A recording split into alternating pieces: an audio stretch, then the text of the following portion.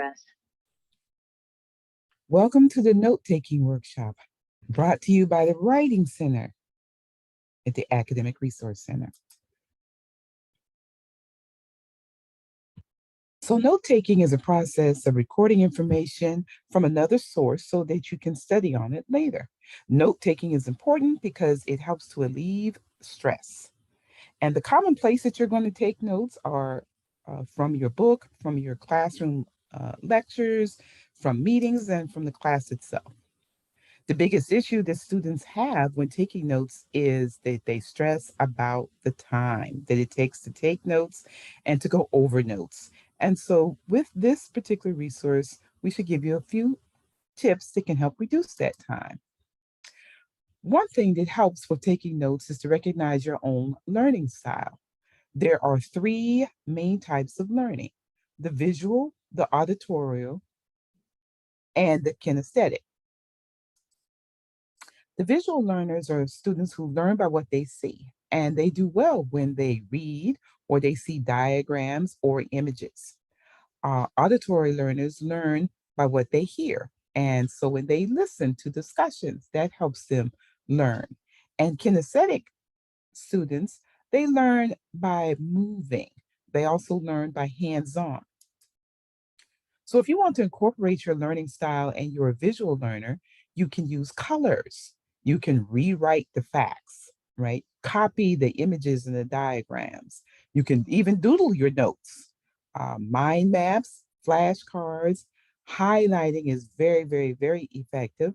And you can skim the chapter or the chapter summaries beforehand.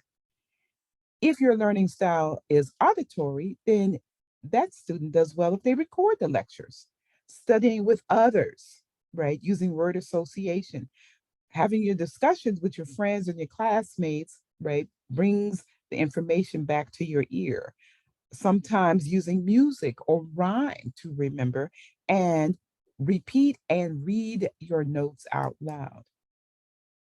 A kinesthetic learner, write your notes in class and then rewrite the notes. Tracing the keywords with your finger, meaning that you're actually doing some movement. On-site visits and field trips. A lot of times students, the kinesthetic learners, do well if they have a stress ball or they're tapping a pencil while they are taking their notes. Studying with others, learning by doing, and using flashcards. The tip when taking any notes is just write the important stuff. If your teacher has it highlighted or they have repeated it, then of course write that down. And you don't have to write full sentences because you will run out of time. So get into the habit of writing phrases. And if you're reading a chapter, then you can paraphrase what it says in that chapter in your own words. So when you go back to study it, it makes sense to you. Let's look at a quick example of how you can summarize initially and then get to the main points. So in this exercise, we have this full paragraph about global warming. Then we have below in highlighted, we're showing you how you can take away unnecessary words, right, and get to the main points.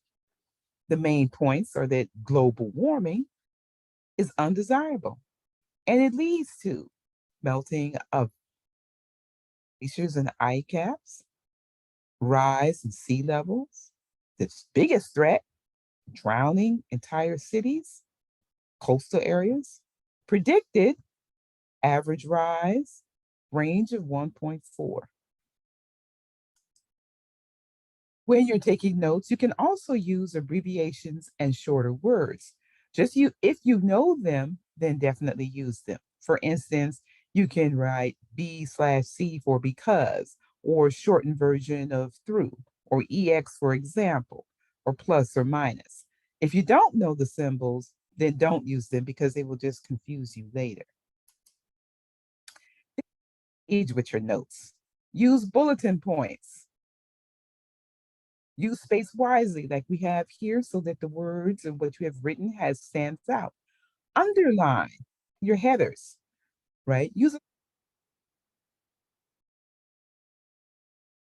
arrows to descriptions and your subpoints.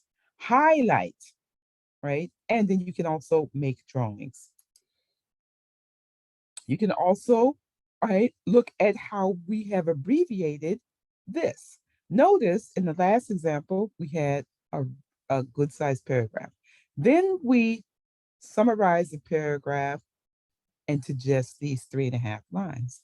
Now, what you can do is that you can use the spacing and the abbreviations to take this same information and make it more visual. Global warming, I have my dot here, global warming. I have it underlined. I'm using a symbol. It's undesirable, right? Bulletin point again leads to it's melting glaciers and ice cap, rise in sea level is a big threat to entire coastal cities, threat to the drowning of entire cities and coastal areas, predicted average rise in temperature, right? And even over here, we actually even have a picture. I've got a picture of the earth, and then I have a little fire. What you can do is prep your notes before class. While you're waiting for the professor, this is a great time to prep. Write down the title and date and then the subject, right? Any other thing. We have found that students will remember better if they write instead of typing. Because when you write it down, it involves what's known as muscle memory. You have to take the energy to write it, and then you can read and see what you have written. And that stands a little bit more than as you're typing, you're really focusing on the letters on the machine. And there's a few other ways that you can outline your notes, right? We have the outline method itself, the Cornell, and the mind map. The outline method is very easy, right? Where you just use the typical outline and then you put your information in it, right? Your main topic, subtopics, supporting facts, right? Your second main topic, and so on. The Cornell method is a method that many students might use already and not even notice, and that is that you take your paper and divide it in two. And on one side, you have what's known as the Q column, and this is where you have shortened versions of the main ideas. Like this would be global warming, right?